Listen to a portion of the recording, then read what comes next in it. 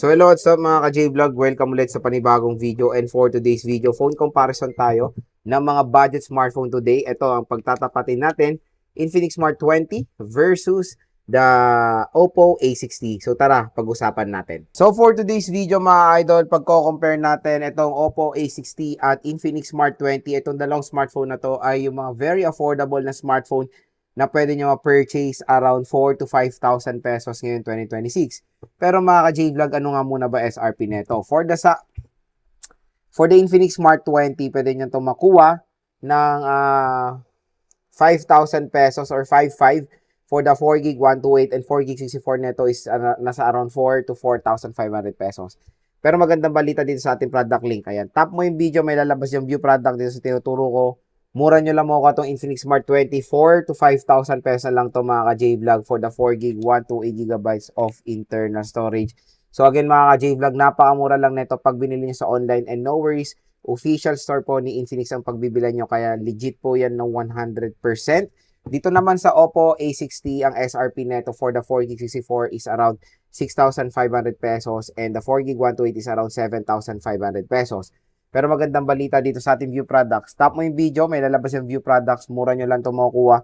Around 4 to 5,000 pesos for the 4GB 64 at 4GB 128GB of internal storage. So as you can see, when it comes sa presyo, hindi po nagkakalayo itong dalawang smartphone na to. Kaya napaka-perfect nila i-compare sa isa't isa. So dito sa ating video, tatalakayin natin yung difference sila sa isa't isa, yung advantages sila sa isa't isa.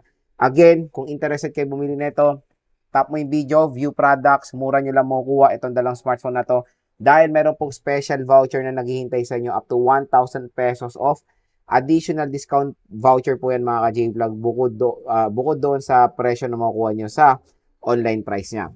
So next mga ka-J-Vlog, dito tayo sa mga advantages sila sa isa't isa.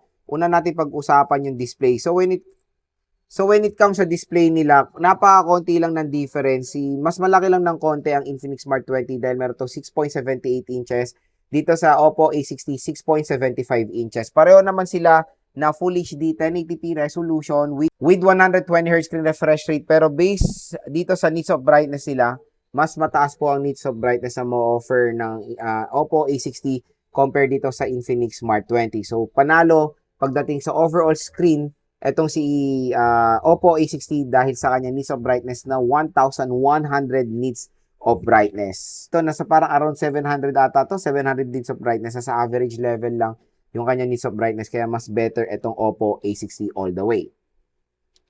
When it comes sa operating system, mas better din ang operating system na mo-offer ng Infinix Smart 20 dahil ito ay naka-Android 16 out of the box. Full Android po ito. Compared dito sa Oppo A16 na sad to say is Android 15. So when it comes sa operating system, panalo po dyan ang Infinix Smart 20. Kumbaga nasa latest na to at hindi po siya Go Edition. Ito naman na hindi rin Go Edition, pero ito ay naka-Android 15 po. So ito, maghihintay pa kayo or 50-50 pa kayo na ma-update to sa Android 16. Ito, hindi na kayo maghihintay dahil naka-Android 16 na to out of the box. Or, I know maraming maguguluhan sa processor nito. MediaTek Helio G81 ang processor nito si Infinix Smart 20. While dito sa Oppo A60 is the Qualcomm Snapdragon 685. So for me, when it comes sa processor, hindi naman sila nagkakalayo ng performance dahil ano yan when it comes sa gaming, pareho naman sila nakaka-handle ng mga games na tinetest natin sa ating game test. Pero legit, mas ipiprefer ng mga ibang consumers ang Snapdragon compared dito sa Infinix Smart 20. Kaya for me, mas magiging magiging gusto ng consumer yung processor na makikita nila dito sa Oppo A60. Kaya for me, mas panalo ang Oppo A60 pagdating sa processor.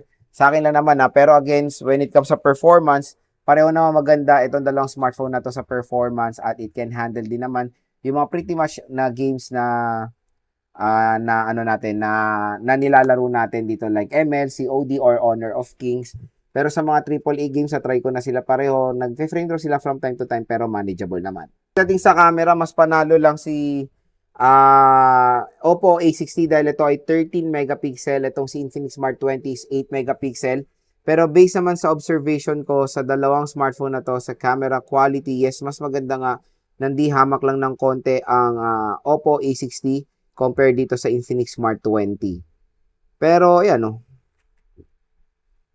Pero alam mo pag real time lang naman or actual, hindi sila talaga nagkakalayo ng ng performance.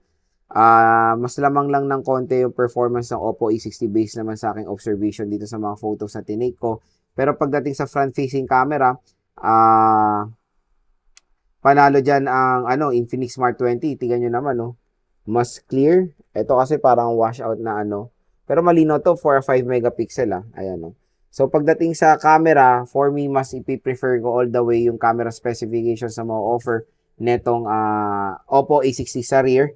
Sa front-facing camera naman sa Infinix Smart 20. So, parang na-tie sila pagdating sa camera performance. Strom, parehong-pareho sila ng ino-offer 4GB 64 at 4GB 128. So, wala naman din pinagkaiba about dyan. Nagkakatalo lang sila sa presyo. Pagdating sa presyo, mas mura talaga di hamak itong si Infinix Smart 20 dahil yung 4GB 128 nito is halos ka-price ng 4GB 64GB netong Oppo A60. So, affordability talagang maraming maakit dito sa Infinix Smart 20 dahil di hamak na mas better yung ma-offer niya na RAM at ROM sa murang halaga lang. So, again, affordability, panalo dyan ng Infinix Smart 20 pero don't get me wrong, mura rin naman ito mga ka-J-Vlog pero pag i-compare mo dito sa Infinix Smart 20, maraming mas mapupusuan itong smartphone na to dahil mas mura po siya. When it comes sa speakers, both smartphone ay single speaker. Ayan. Pero ang speaker ni Infinix Smart 20 nasa taas, si Oppo A60 nasa baba. Sa design naman, as you can see, malayo naman yung pinagkaiba nila. Pero yun nga, pareho sila na vertical shape camera module na nagsisiluwet sa iPhone 17. Ito naman isa sa Pro Max dahil dito sa glossiness dito sa rear camera. Pero again, wala to. Design lang to or props. Pero sa design, maganda yung sunlight orange nito at paniguradong maraming ma-attract sa sunlight orange nitong si Infinix Smart 20. Mukha siyang 17 Pro Max. Dito naman, very aesthetic din naman yung ma-offer na design ng Oppo A60. And when it comes sa battery, panalo ang Oppo A60 dahil ito merong 6,500 battery. Ito 5,200 mAh. Mas mabilis din ang charging rate na ito.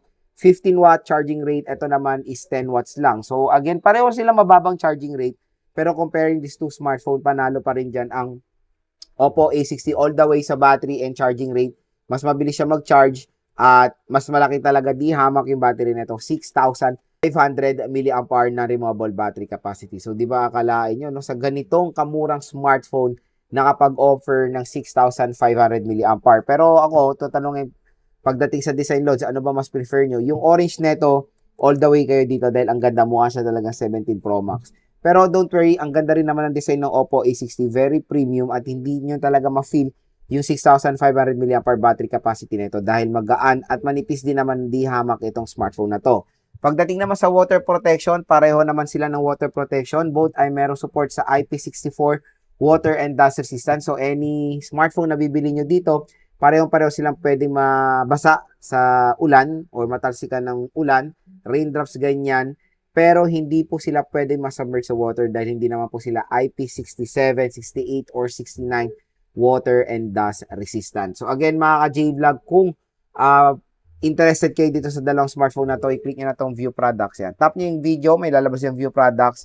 Mura nyo lang makukuha tong Oppo A60 at Infinix Smart 20 dahil below price lang sila sa market at ang maganda pa doon, meron pa kayong discount voucher na makuha. And ang tanong for me, Lods, ikaw anong papipiliin mo? Oppo A60 ka ba or Infinix Smart 20? For me, I'll go all the way when it comes sa process sa software, sa software. Yun lang talagang software and affordability Infinix Smart 20. Pero based on my observation sa phone comparison nitong dalawang smartphone na to, panalo talaga sa overall specifications ng Oppo A60. Mas sulit yung specs nito compared dito sa Infinix Smart 20. Pero don't worry, kung meron lang kayong certain budget, ito mas affordable at kayang-kaya niya rin naman makipagsabayan dito sa Oppo A60.